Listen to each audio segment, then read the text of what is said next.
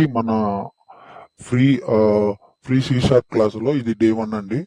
మనం ఈ డే 1 లో మనం యాక్చువల్గా బేసిక్స్ ఆఫ్ డాట్ నెట్ అంటే డాట్ నెట్ లో ఉన్న బేసిక్స్ ఏంటి అనేది అంటే బిగినర్ లెవెల్ లో కూడా అర్థమయ్యే విధంగా కొన్ని స్లైడ్స్ నుంచి మనం నేర్చుకోవడానికి అయితే ట్రై చేద్దాం.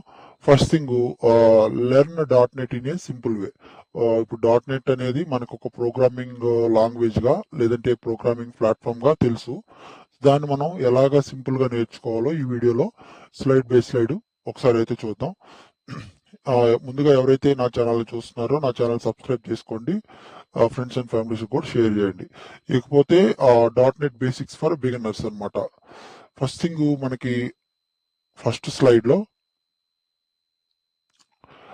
అసలు what is dot net. Dot net అనేది ఏంటిది? మామూలుగా మనం జనరల్ గా మనకి ఒక అవేర్నెస్ ఉంటే అదొక అంటే ఎవరికైతే డాట్ నెట్ గురించి బేసిక్ అవేర్నెస్ ఉందో వాళ్ళు ఏమనుకుంటారంటే it's like A programming language, like Java Python లాగా డాట్ నెట్ కూడా ఒక ప్రోగ్రామింగ్ చేసే ఒక లాంగ్వేజ్ అని లేదంటే ప్రోగ్రామింగ్ కోసం వాడతారని మనకి బేసిక్ అవేర్నెస్ అనేది ఉంటుంది అనమాట.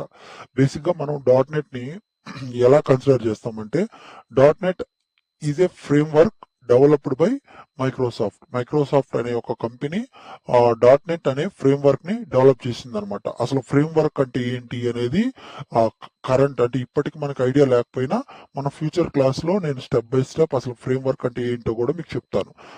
బట్ యాజ్ ఆఫ్ నో మనం ఏమని గుర్తుపెట్టుకుంటామంటే dot net is a framework developed by Microsoft అనే ఒక కంపెనీ డాట్ నెట్ ని డెవలప్ చేసింది అని గుర్తుపెట్టుకుంటాం అనమాట. అంటే మనం అది ఎందుకు డెవలప్ చేసింది, what is the purpose off to develop dot net to develop చేయడం వల్ల మనకి యూజెస్ ఏంటి అంటే మనం యూజ్ ఇట్ టు బిల్డ్ చేయడానికి వెబ్ అప్లికేషన్స్ బిల్డ్ చేసుకోవడానికి, డెస్క్టాప్ అప్లికేషన్స్ బిల్డ్ చేసుకోవడానికి, మొబైల్ యాప్స్ బిల్డ్ చేసుకోవడానికి. ఇప్పుడు మనకు వెబ్ అప్లికేషన్స్ అంటే కొందరికి తెలియదు అనమాట. అంటే web applications is nothing but the application which is run on the web అనమాట. అంటే మనం ఏదైనా ఒక ఫర్ అన్ ఎగ్జాంపుల్ ఇప్పుడు మీరు ఏదైనా ఒక వెబ్ అప్లికేషన్ తీసుకోండి. ఇప్పుడు జనరల్ గా మనం చెప్పాలంటే ఇప్పుడు మార్క్స్ ఉన్నాయి. మనకు మామూలుగా రిజల్ట్స్ వచ్చిన తర్వాత మనం ఒక వెబ్సైట్ లోకి వెళ్ళి మన మార్క్స్ అయితే చూసుకుంటాం కదా, అది ఒక one kind of A web application.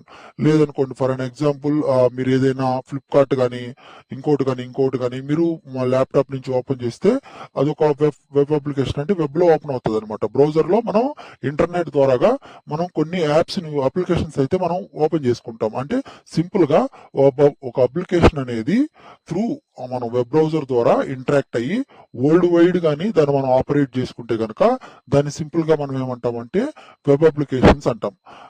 Simple గా ఇన్ ఇంగ్లీష్ టర్మ్స్ లో మనం చెప్పుకోవాలంటే the application which is used by throughout the world by using the internet వాడి మనం ఏదైనా ఒక అప్లికేషన్ ని వెబ్ బ్రౌజర్ ద్వారా ఇంటరాక్ట్ అయ్యి మనం దాన్ని యూజ్ చేసుకుంటే దాన్ని మనం సింపుల్ గా మనం ఎలా కన్సిడర్ చేయొచ్చు, వెబ్ అప్లికేషన్స్ గా కన్సిడర్ చేయొచ్చు. ఇప్పుడు ఇంకొకటి డెస్క్టాప్ యాప్స్ మనకి ఇక్కడే ఉంది. డెస్క్టాప్ అంటే ఏంటి?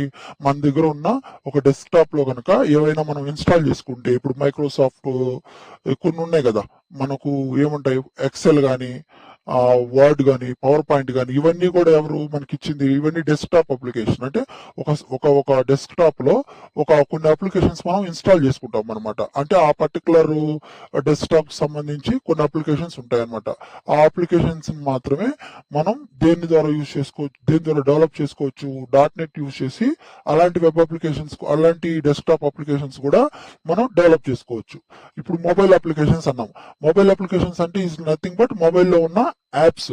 అంటే మొబైల్లో ఇప్పుడు ఫర్ అన్ ఎగ్జాంపుల్ మనకి ఏదైనా కొన్ని యాప్స్ ఉన్నాయనుకోండి, ఫర్ సపోజ్ మనకి తీసుకుంటే ఇప్పుడు నౌకరీది ఒక యాప్ ఉంది, లేదంటే ఏదైనా గేమింగ్ వెబ్సైట్ ఉంది, గేమింగ్ యాప్ ఉంది, ఫ్రీ ఫైర్ ఉంది, పబ్జి ఉంది.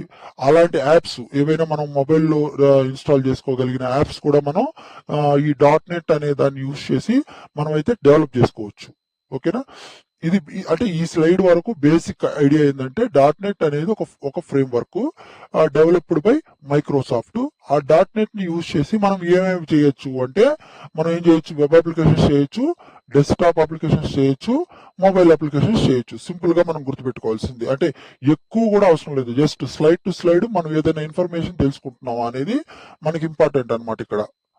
ఇక్కడ ఏంటి వై.నెట్, మనం ఎందుకు .నెట్ నేర్చుకోవాలి అసలు అంటే మనకి చాలా ఉన్నాయి కదా, నేను ఇంతకుముందు చెప్పినట్టుగా జావా ఉంది, పైథాన్ ఉంది, ఇంకా రిమైనింగ్ చాలా ఉన్నాయి, పిహెచ్పి ఉంది. ఇప్పుడు మనం ఎందుకు నేర్చుకోవాలి అంటే ఈజీ టు లెర్న్ అనమాట. అంటే ఇది కొంచెం ఈజీ అనమాట. ఈజీ అంటే లైక్ సింపుల్ గా నేర్చుకుంటామని కాదు. ఇప్పుడు కంపేర్ టు జావా తీసుకున్నారు అనుకోండి, జావాతో కంపేర్ చేసుకుంటే .నెట్ అనేది సింటాటికల్ గా కానీ కొంచెం స్ట్రక్చరైజ్డ్ వైజ్డ్ కానీ మనకు కొంచెం ఈజీగా ఉంటుంది నేర్చుకోవడానికి. హై డిమాండ్ జాబ్స్ కూడా ఎక్కువ ఉంటాయి అనమాట. ఓకేనా, హై డిమాండ్ జాబ్స్ అంటే మనకు కరెంట్ జనరేషన్ లో జాబ్స్ కూడా మనకి ఎక్కువగా ఉంటాయి. క్రాస్ ప్లాట్ఫామ్ అనేది ఇప్పటికి మీకు అర్థం కాకపోయినా కానీ నేను నెక్స్ట్ క్లాస్ లో మీకు చెప్తాను అనమాట ఏంటి క్లాస్ ప్లాట్ఫామ్ అనేది. జస్ట్ ఇప్పటికైతే క్లాస్ ప్లాట్ఫామ్ కూడా యూజ్ చేసుకోవచ్చు. ఇది సింపుల్ గా మనం చెప్పాలంటే ఏ రకమైన కంప్యూటర్ లో కూడా మనం ఈ .నెట్ అనేది యూజ్ చేసుకోవచ్చు అనమాట. క్లాస్ ప్లాట్ఫామ్ సింగిల్ ప్లాట్ఫామ్ అనుకోండి, ఇప్పుడు విండోస్ అనేది ఈ .నెట్ స్పెసిఫిక్ గా మనం యూజ్ చేసుకుంటాం అనమాట. క్లాస్ ప్లాట్ఫామ్ అంటే డిఫరెంట్ ప్లాట్ఫామ్ లో కూడా మనం ఈ .నెట్ అనేది యూజ్ చేసుకోవచ్చు. సెక్యూర్ అండ్ ఫాస్ట్, దీనికి సెక్యూరిటీ కన్జంప్షన్ ఎక్కువ, ఫాస్ట్ గా కూడా వర్క్ అవుతుంది అనేది ఈ స్లైడ్ యొక్క మీనింగ్ అనమాట. ఇక్కడ మనకు .నెట్ లాంగ్వేజెస్ ఇన్ .నెట్ అంటే .నెట్ లో మనకి ఏమేమి ఉన్నాయి ఈ లాంగ్వేజెస్ అంటే కనుక C# అనేది మోస్ట్ పాపులర్ అనమాట. అంటే కరెంట్లీ మనం వాడేది .నెట్ లాంగ్వేజెస్ అంటే మోస్ట్ ప్రాబబ్లీ అందరికీ ఐడియా ఉండేది C# అనేది ఐడియా ఉంది. నెక్స్ట్ VB.నెట్ అంటే ఇవి ప్రస్తుతానికి రెండు గుర్తుపెట్టుకోండి. అంటే చాలా ఉన్నాయి అనమాట. వీటి కాకుండా చాలా లాంగ్వేజెస్ కూడా ఉన్నాయి. ప్రస్తుతానికైతే మీరు C# VB.నెట్ అని గుర్తుపెట్టుకోండి. నెక్స్ట్ క్లాసెస్కి వెళ్ళినప్పుడు దీని హిస్టరీ ఆఫ్ .నెట్ అనేది చూసినప్పుడు మనం డీటెయిల్డ్ గా అసలు .నెట్ లాంగ్వేజెస్ లో ఎన్నెన్ని ఉన్నాయి అంటే C# కాకుండా VB కాకుండా C++ కాకుండా ఇంక దాని తర్వాత ఏమేమి ఉన్నాయి అనేది వీటి యొక్క హిస్టరీ చెప్పినప్పుడు నేను డీటెయిల్డ్ గా చెప్తాను అనమాట. ఇంకోటి ఇక్కడ సింపుల్ గా మనకు ఒక simple slide what is CLR అంటే కూడా నేను చెప్తాను. ఈ స్లైడ్ వరకు మీకు జస్ట్ ఒక డెఫినేషన్ లాగా ఇస్తాను అనమాట. CLR అంటే కామన్ లాంగ్వేజ్ రన్ టైమ్ అనమాట. It's run your code. మన కోడ్ ఏదైతే ఉందో మనం C# అంటే C# యూస్ చేసి ఏదైతే కోడ్ రాస్తామో ఆ కోడ్ రాయడానికి మెయిన్ అంటే ఇంపార్టెంట్ పార్ట్ అనేది CLR అనమాట. CLR అంటే కామన్ లాంగ్వేజ్ రన్ టైమ్ అనమాట. It's runs your code. మన కోడ్ రన్ అవడానికి ఇది హెల్ప్ అవుతుంది అనమాట. వితౌట్ CLR మనం రన్ చేసుకోలేము. ఏదైనా ఏ లాంగ్వేజ్ లో అయినా కానీ ఇప్పుడు మీరు జావా తీసుకున్నా, పైథాన్ తీసుకున్నా దాని CLRs దానికి ఉంటాయి.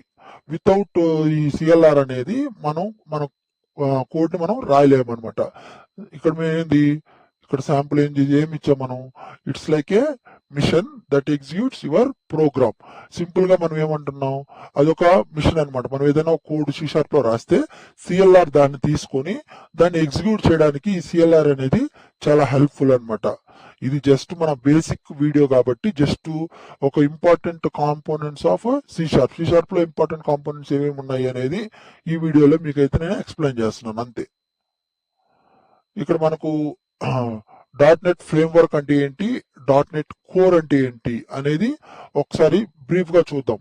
ఇప్పుడు మనకు .నెట్ ఫ్రేమ్వర్క్ అంటే మనం సింపుల్ గా విండోస్ లో మాత్రమే మనకి ఇది రన్ అవుతుంది అనమాట. అంటే మనం విండోస్ సాఫ్ట్వేర్ ఏదైతే ఉంటుందో, విండోస్ ల్యాప్టాప్ మనకు విండోస్ లో మన సాఫ్ట్వేర్ ఉంటుంది కదా, OS ఏదైతే విండోస్ ఉంటాయో దాంట్లో మాత్రమే మనకి .నెట్ ఫ్రేమ్వర్క్ అనేది యూజ్ అవుతుంది అనమాట. .నెట్ కోర్ అనేది ఏంటంటే విండోస్ ప్లాట్ఫామ్స్ లో కాకుండా మనకు చాలా ఉన్నాయి కదా. అంటే విండోస్ కాకుండా మనకి ఇప్పుడు యాపిల్ ఉంది, ఆ ప్లాట్ఫామ్ లో కూడా మనకి .నెట్ కోర్ అనేది కూడా రన్ అవుతుంది అనమాట. ఇప్పుడు .నెట్ ఫ్రేమ్వర్క్ అంటే ఏంటి, .నెట్ కోర్ అంటే ఏంటి, అసలు డైరెక్ట్ గా ఈ స్లైడ్ ఎందుకు అనే కన్ఫ్యూజన్ లో ఉంటే గనక జస్ట్ ఒక అవేర్నెస్ కోసం మనకి ఇప్పుడు .నెట్ ఫ్రేమ్వర్క్ అనేది ఉంది, ప్లస్ దీని ఎక్స్టెన్షన్ అంటే దీనికి అడ్వాన్స్డ్ .నెట్ కోర్ అని జస్ట్ గుర్తుపెట్టుకోండి అంతే. .Dot net core is a modern framework. .Dot net core అనేది modern, framework is a older. అంటే ఇది ఓల్డ్, అంటే ఇది చాలా ఓల్డ్ అనమాట. ఇది అడ్వాన్స్డ్, కొత్తగా మనం ఏం వాడుతున్నాము అంటే కనుక .నెట్ కోర్ అనేది మనం అయితే వాడుతున్నాం ఇప్పుడు కరెంట్. ఇప్పుడు మనకి ఇది బేసిక్ సి షార్ప్ ప్రోగ్రామ్ అనమాట. ఇది సి షార్ప్ ప్రోగ్రామ్ ఎలా ఉంటుంది అంటే కనుక ఇలా ఉంటుంది. ఇప్పుడు మనం సి సి ప్రోగ్రామింగ్ నేర్చుకునేటప్పుడు కూడా మనం ఇది చూసుంటాం. యూజింగ్ సిస్టమ్ డాట్ ప్రోగ్రాము, ఇది స్టూడియో వైడ్ మెయిన్, ఇవన్నీ కూడా మనం చూసుంటాం.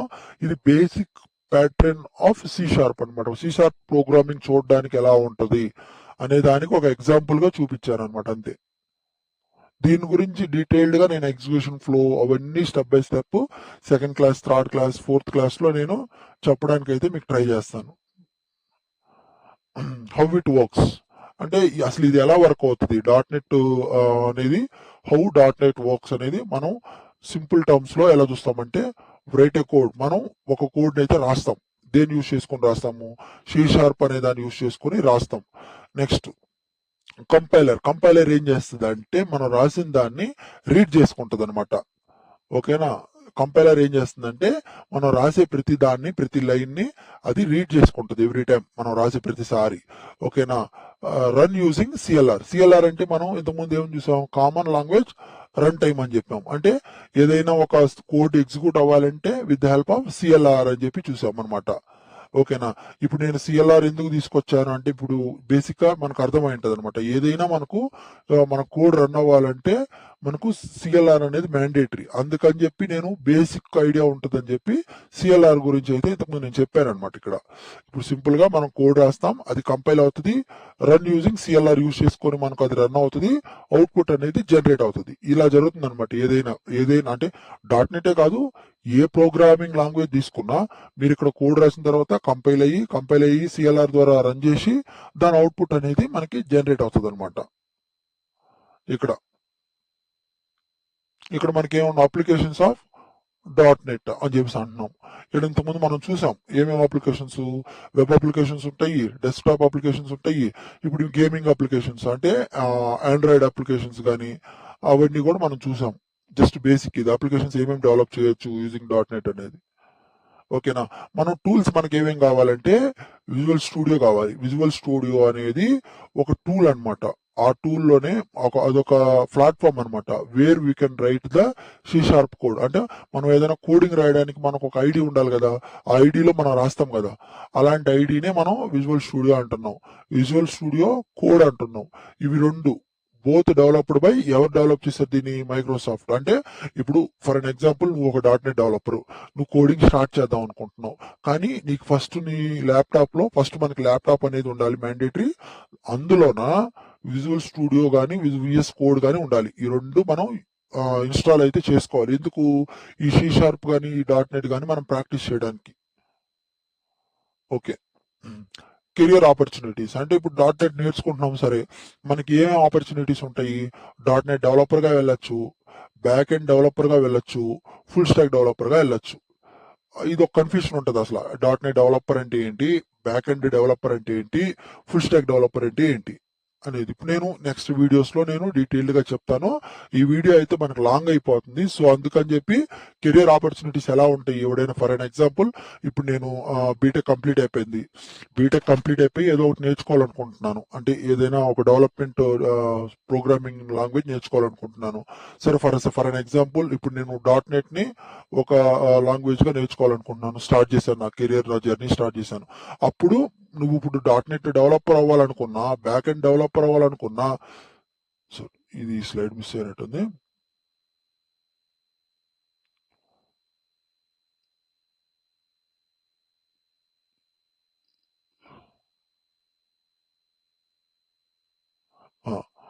మనం ఎక్కడున్నాం? ఇక్కడున్నాం కదా.